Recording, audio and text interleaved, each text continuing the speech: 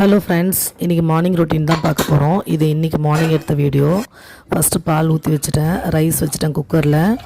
Next idli மாவு வந்து உப்பும் கொஞ்சம் அப்போ சோடாவும் போட்டு மிக்ஸ் பண்ணி வச்சோம்னா தான் நல்லா புஸ்னு வரும் இட்லி. அதுக்காக ஃபஸ்ட்டு மிக்ஸ் பண்ணிவிட்டு ஃப்ரிட்ஜிலேருந்து எடுத்து மிக்ஸ் பண்ணி ஒரு ஓரமாக வச்சிடணும். நெக்ஸ்ட்டு கிரேவி, சிக்கன் கிரேவிஸ் தான் செய்ய போகிறேன். அதுக்கு தேவையானதெல்லாம் எடுத்து வச்சுருக்கேன் பாருங்கள். இது வந்து பால் காஞ்சிடுச்சு, இது ஓரமாக வச்சுட்டு நெக்ஸ்ட்டு வந்து இட்லிக்கு தண்ணி ஊற்றி வச்சிட்றேன். இட்லி வந்து நான் ரேஷன் அரிசியில் தாங்க செய்வேன். ரேஷன் அரிசி என்ன அளவுன்னு நான் சொல்கிறேன் இந்த வீடியோலேயே. இது வந்து ஆயில் ஊற்றியாச்சு கிரேவிக்கு. ஊற்றிட்டு பட்டை லவங்கம் கொஞ்சம் கொஞ்சம் போட்டுட்டு கருவேப்பிலை வெங்காயம் போட்டு நல்லா வதக்கிட்டு இஞ்சி பூண்டு பேஸ்ட் போட்டுக்கணும். இஞ்சி பூண்டு பேஸ்ட் வந்து கொஞ்சம் நிறையவே சேர்த்துப்பேன் நான். இப்போ வந்து இட்லிக்கு மாவு ஊற்றி நான் செட் பண்ணிடுறேன் பாருங்கள். இட்லி அரிசி எல்லாம் எதுவுமே மிக்ஸ் பண்ண மாட்டேன். நான் ரேஷன் அரிசி மட்டும் தான் போட்டு இதை செஞ்சுருக்கேன். 4 இட்லி ரேஷன் புழுங்கல் அரிசி, 2 பச்சரிசி, 1.5 கப்பு வந்து உளுந்து, தேவையான அளவு கொஞ்சமாக வெந்தயம். இதுதாங்க அந்த இட்லியோட அளவு. ஊற வச்சு அரைச்சிட்டிங்கன்னா ரொம்ப சாஃப்டான இட்லி கிடைக்கும். இங்கே பாருங்கள், வெங்காயம் வதங்கிடுச்சு. இதில் தக்காளியும் போட்டு வதக்கிட்டேன். இதுக்கு தேவையான தேங்காய் பேஸ்ட் அரைச்சிக்கலாம். தேங்காய் கூட கசகசா ஒரு சின்ன ஸ்பூனில் ஒரு 2 டீஸ்பூன் போட்டுக்கினேன். போட்டு இது திக்காக நல்லா மையாக அரைச்சிட்டு எடுத்துகிட்டு வந்துடணும். பாருங்கள், இட்லி பாருங்கள் எவ்வளோ சாஃப்டாக வருது. சூடாக இருக்கிறதுனால கொஞ்சமாக ஒட்டுது. அது ஆறிடுச்சுன்னா அது கூட ஒட்டாது.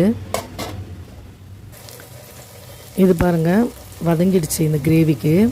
இதுக்கு தேவையான தனி மிளகாய் தூள் 2 ஸ்பூனு, தனியாத்தூள் வந்து 4 ஸ்பூனு, 1 ஸ்பூன் மஞ்சள் போட்டு நல்லா மிக்ஸ் பண்ணிவிட்டு இதிலே சிக்கனை போட்டு நல்லா வதக்குனிங்கன்னா சிக்கனில் வந்து நல்லா அந்த காரம் உப்புலாம் ஏறும்.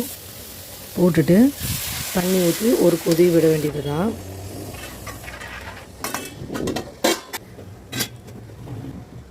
பாருங்கள் கொதிச்சிச்சு. இப்போ வந்து தேங்காய் பேஸ்ட் அரைச்சதை எடுத்து மிக்ஸ் பண்ணிவிட்டு திரும்ப மூடி போட்டு ஒரு 10 நிமிஷம் வச்சா கிரேவி ரெடி. தேவையான அளவு கொத்தமல்லி தூவிட்டு சர்வ் பண்ண வேண்டியது தான். இட்லிக்கு பர்ஃபெக்டாக இருக்கும்.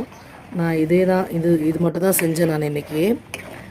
மண்டேன்றதுனால இதுக்கு ரைஸ் வச்சுட்டேன். பாருங்கள், இட்லிக்கு குருமா ரெடி ஆயிடுச்சு. நீங்களும் இதே ஸ்டைலில் ட்ரை பண்ணி பாருங்கள். நான் சொன்ன அளவு படி செய்யுங்க. ரேஷன் அரிசியில் இட்லியும் செஞ்சு பாருங்கள். ரைஸு, இட்லி, சிக்கன் கிரேவி, பால் சூடு பண்ணி வச்சுட்டேன் காஃபிக்கு. ஒரு 7 இட்லி வேகுது. ஓகே ஃப்ரெண்ட்ஸ், இந்த வீடியோ பிடிச்சிருந்தால் லைக் பண்ணுங்கள், ஷேர் பண்ணுங்கள், சப்ஸ்கிரைப் பண்ணுங்கள். ஃப்ரெண்ட்ஸ் அண்ட் ஃபேமிலிக்கு ஷேர் பண்ணுங்கள். மறக்காமல் சப்ஸ்கிரைப் பண்ணுங்கள். தேங்க்யூ.